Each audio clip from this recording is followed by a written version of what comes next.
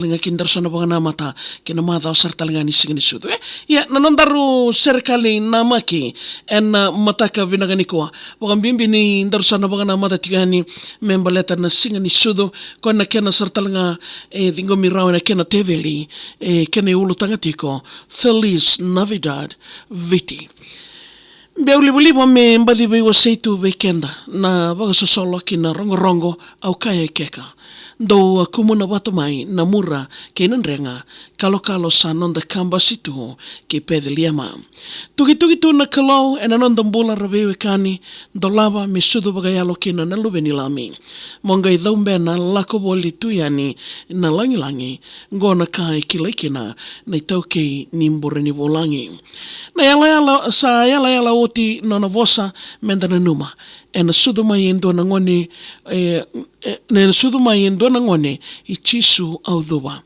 I tuina sautu ve wakurambu itaki au ruinruka ni wakatao ve kemuni na lewa ni kai wura-wura. Sa tiko wakaindina ke kenda me nonda inronro. O ni sudu me wakambulai kana ndau nongu ito. Eado nomuni lewa kwa ni kauta laivi na mbilongo me nomuni ngana rokovi isa I Chisu Kristo. Tamata bukura wakatakila nonda toso yani. Kalo dila se rautu na nonda kambasi.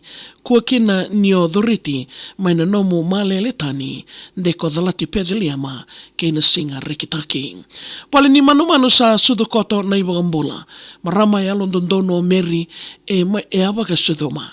Ko mbau kawaili tadingo e na mbimbi ni nomumbula se dhawalevo na tamata me talewa kananuma. Sudumbevi kina matimbevi au musita endai. Vinaka nungu kalau ni rawa me uwagambulai na numi koya e mbuli iko na wuku e kaya mai me sera uni iko tiko na mata ichiowa e ndai.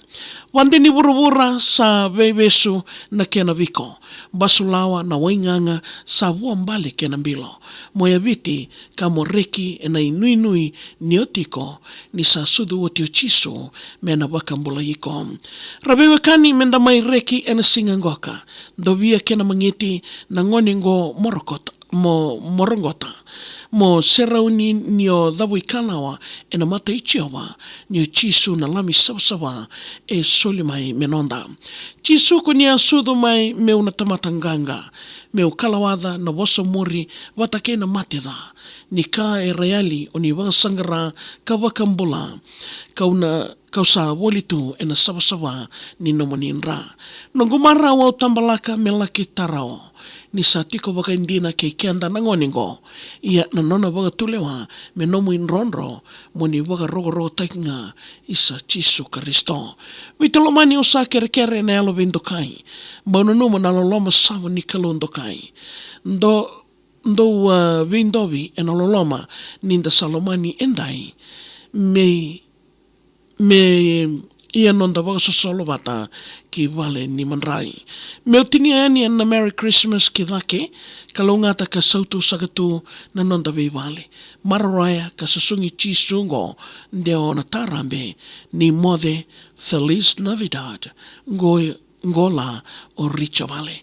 Ya bekem ni na ndo bote tiko mai na singa bina kinindai, bina wale besar turanga tau na serikali mai dingo miratiko en mataka bina ganikoa kena nraki sartalanda rosa kaka waki tua kena membaleta na sudu ni turanga en dotal na kena embaki kena marutaki en nando wano. Sabanu ni bina kana sal ni kaka muraki no Viti FM.